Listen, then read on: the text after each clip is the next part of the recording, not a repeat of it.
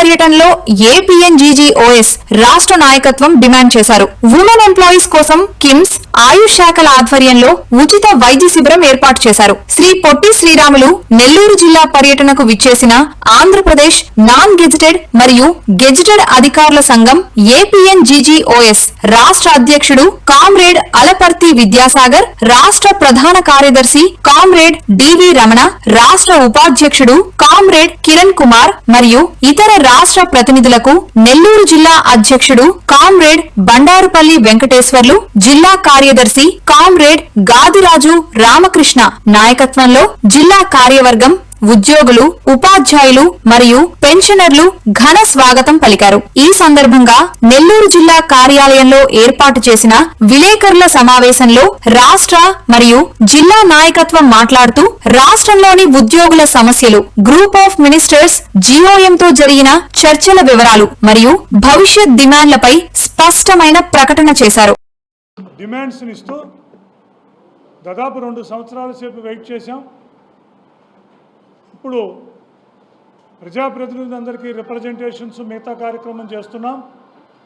26 July 2026 లోపు మరి AP జేఏసీని, ఉద్యోగ సంఘాలను పిలిపించుకునే సానుకూలమైన నిర్ణయాలు తీసుకోకపోతే భవిష్యత్తు కార్యాచరణను ప్రకటిస్తామని నోటీసు ఇచ్చిన ధర్మిల 22వ తారీఖు గ్రూప్ ఆఫ్ మినిస్టర్స్ ఉద్యోగ సంఘాలందరినీ పిలవటం, ఉద్యోగ ఉపాధ్యాయ సంఘాలతో చర్చించటం, ఒక సానుకూలమైన వాతావరణంలో, ఒక మర్యాదపూర్వకమైన వాతావరణంలో చర్చలు జరిగినాయి.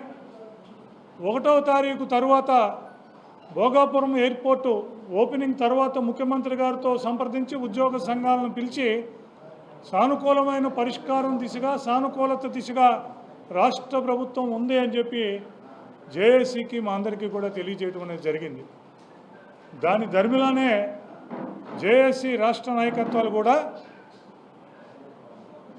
మేమిచ్చిన నోటీసుకు స్పందించి గౌరవప్రదంగా పిలిచి 1వ తారీఖు తర్వాత 10-15 రోజుల్లో దీన్ని టోటల్గా పరిష్కారం చేస్తాం అన్నారు. కాబట్టి ఉద్యోగ సంఘాలందరం కూడా ముఖ్యమంత్రి గారు వీటన్నిటి మీద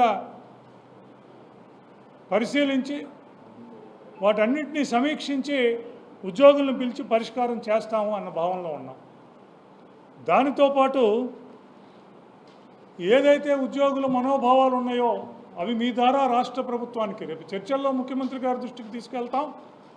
అయినప్పటికీ ఉద్యోగుల మనోభావాలను ఆవిష్కరించాల్సిన బాధ్యత ఉద్యోగ సంఘాల నాయకులుగా ఉన్నది కాబట్టి వాటిని రాష్ట్ర ప్రభుత్వానికి కూడా విజ్ఞప్తి చేస్తున్నాం. ఎప్పుడు పిఆర్సీ వచ్చినా, ఎప్పుడు ఉద్యోగులకు సంబంధించిన అంశాలు వచ్చినా మొత్తం జీతాలన్నీ ప్రభుత్వం యొక్క ఆదాయం అంతా కూడా ఉద్యోగుల జీతాలకే సరిపోతుంది అనేది ఇప్పుడు కాదు, గత ప్రభుత్వంలోనూ చూసాం. పెద్ద పెద్ద స్టేట్మెంట్స్, హోల్డర్సు, వాలంటీర్స్తో కరపత్రాలు, ఇప్పుడు కూడా శ్వేతపత్రం, అందులో 95% ఉద్యోగుల జీతాలకే మరి రాష్ట్ర ఆదాయం అంతా ఖర్చు అవుతుంది అని రాష్ట్ర ప్రభుత్వం శ్వేతపత్రాన్ని ప్రకటించిన పరిస్థితిలో ఉద్యోగుల మనోభావాలని చెప్పవలసిన బాధ్యత ఉద్యోగ సంఘాల నాయకులుగా మాకుందని చెప్తున్నాం. ప్రభుత్వం చెబుతుంది 95% మరి ఉద్యోగులు మా డైరెక్ట్ రెవెన్యూ అంటే మీకు బడ్జెట్ 3 కోట్లు ఉంది, 2,60,00,000 రెవెన్యూ ఇన్కమ్ ఉంది. కానీ ప్రభుత్వం చెబుతుంది మా దగ్గర 1,00,000 రెవెన్యూ డైరెక్ట్ ఇన్కమ్, మాకు రెవెన్యూ ట్యాక్స్ ఇదే ఉంది, అందులో 95,000 పోతే 95% ఉద్యోగులకు పోతుంది అని. మేము ప్రభుత్వాన్ని కూడా అడుగుతున్నాం, 2,60,000 రెవెన్యూ రిసిప్ట్స్ మీకు ఉన్నప్పుడు అందులో 88,000 ఉద్యోగుల జీతాలకు కనుక అయితే అది ఎంత ఖర్చు అవుతుంది? 33% ఖర్చు అవుతుంది. లేదు మీకు వచ్చిన డైరెక్ట్ ట్యాక్స్ ఇన్పుట్స్ 1,40,000 తీసుకున్నా కూడా 60% ఉంటుంది. దానికి తోడు ఇంకొక విధానం కూడా ఉంది. ఇక్కడ ఉద్యోగి జీతాల పెంపుకు వాడికి ఉన్న ఇబ్బందిని చెప్తాడు. ప్రభుత్వం ఏం చెప్తుంది? ఉన్నవన్నీ ఉద్యోగుల జీతాలకే ఇస్తున్నారు. మీరు ఉద్యోగుల మీద కానీ మిగతా వాళ్ళ మీద కానీ ఖర్చు పెరిగిపోవటానికి ఉద్యోగుల బాధ్యత, ప్రభుత్వం బాధ్యత అని అడుగుతున్నాం మేము. ప్రభుత్వాలు ప్రజల చేత ఎన్నుకోబడిన ప్రభుత్వాలు, వారు ఇచ్చిన పాలసీలకు అనుగుణంగా, వాళ్ళు ఇచ్చిన మేనిఫెస్టోలు అనుగుణంగా మ్యాండేట్ తీసుకుని ప్రజల చేత అవి తీసుకుంటాం. మేము వాటిని ప్రశ్నించట్లా. ఒక ప్రభుత్వం 2,50,000 మంది వాలంటీర్స్ని ఇచ్చి జీతం ఇస్తుంది, ఇంకొక ప్రభుత్వం 2 లక్షల మందిని అపాయింట్ చేసుకుని జీతం ఇస్తుంది. ఇప్పుడున్న ప్రభుత్వం మెగా డిఎస్సి అన్ని పెట్టి కూడా జీతాలు ఇస్తుంది. మేమేమి వాటిని ప్రశ్నించట్లా. కానీ మీరు తీసుకున్న విధానాల వలన, మీరు తీసుకున్న నిర్ణయాల వలన జీతాల ఖర్చు పెరిగితే సగటు ఉద్యోగి 20 సంవత్సరాలు 15 సంవత్సరాల నుంచి ఉంటున్న ఉద్యోగి భావన ఏమిటంటే, మీరు ఉద్యోగం ఇచ్చారు, నేను ఉద్యోగం చేసుకుంటున్నాను, నాకు రెగ్యులర్గా డిఏ ఇవ్వాల్సిన పరిస్థితి ఉంది. ఇందులో ప్రజలకు కూడా చెప్తున్నాం, డిఏలు కానీ వేతన సవరణ కానీ ప్రభుత్వం ఇంకోటి ఇవ్వాల్సిన పరిస్థితి కాదు. ఇప్పటికి గత 5 డిఏలు పెండింగ్ ఉన్నాయి. అంటే కాంపెన్సేటరీ మెకానిజం, ఉద్యోగికి కాంపెన్సేటరీ మెకానిజం ఉంది. అది మనకు కాదు, 29 రాష్ట్రాల్లోని ఉద్యోగులందరికీ, సెంట్రల్ గవర్నమెంట్లోని ఉద్యోగులందరికీ కూడా ఉంది. ఏమున్నది? ఆ 6 నెలల్లో కాస్ట్ ప్రైస్ ఇండెక్స్ చూసి, ఇన్ఫ్లేషన్ చూసి, ద్రవ్యోల్బణం ఇన్ఫ్లేషన్ ప్రకారం ధరలు ఎలా పెరుగుతున్నాయో చూసి, ఆ పెరిగిన ధరలకు ఇండెక్స్గా డిఏ ఇవ్వటం అనేది పరిపాటి. మరి ప్రభుత్వాలు 5 నెలల్లో 5 డిఏలు 6 డిఏలు అంటే 2 సంవత్సరాల నుంచి 3 సంవత్సరాల నుంచి డిఏలు చెల్లించని పక్షంలో ఆ కాంపెన్సేటరీ మెకానిజం లేక పెరిగిన ధరలు, పెరుగుతున్న అద్దెలు, వీటన్నిటికీ ఉద్యోగి ఎలా రీచ్ అవుతాడు అన్నది ఉద్యోగి నుంచి వస్తున్న ప్రశ్న, ఉద్యోగ సంఘాలుగా మేము వేస్తున్న ప్రశ్న. దీనికి ఇంకొక కాంపెన్సేటరీ మెకానిజం పిఆర్సీ. మాకు 2018లో పిఆర్సీని 2021లో ఇచ్చారు. అంటే 2018లో వేతన సవరణ చేశారు. 2018 నుంచి ఇవాళకి 8 సంవత్సరాలు అయింది. ఈ 8 సంవత్సరాల్లో ధరలు పెరగలేదా? ఈ 8 సంవత్సరాల్లో ఇంకోటి జరగలేదా? అలాగే ప్రభుత్వాలు వాళ్ళ విధి విధానాలకు లోబడి అపాయింట్మెంట్స్ చేస్తున్నారు, ఉద్యోగులు చేస్తున్నారు. ప్రభుత్వాలు వాళ్ళ విధి విధానాలకు లోబడి అభివృద్ధి మీదో, నెట్వర్క్ మీదో, ఇన్ఫ్రాస్ట్రక్చర్ మీదో ఖర్చు పెట్టకుండా దాన్ని మేము ప్రశ్నించట్లా.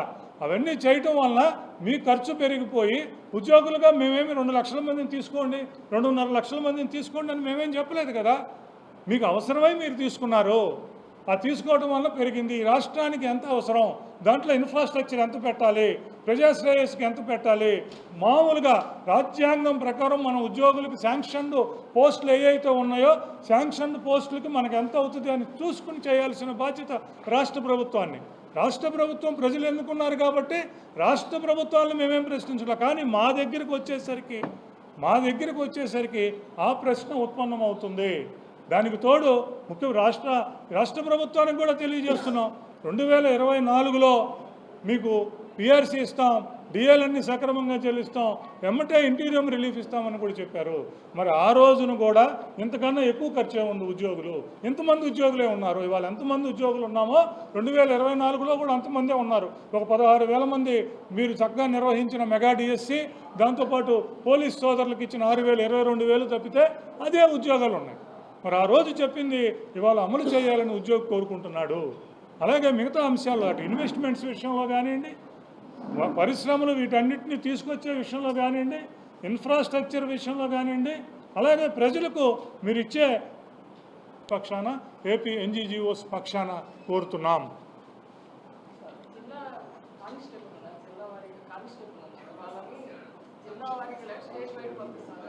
అనేవాళ్ళు junior assistant cadre, junior assistant స్కేల్లో ఉంటారు. ఇటు కానిస్టేబుల్ కానీ, ఇటు వార్డర్స్ కానీ, అటు పక్క ఫైర్మెన్ కానీ, వీళ్ళందరూ కూడా ఇప్పుడున్న ప్రెసిడెన్షియల్ ఆర్డర్ 25 ప్రకారం వీళ్ళందరూ జిల్లా క్యాడర్లోకి వస్తారు.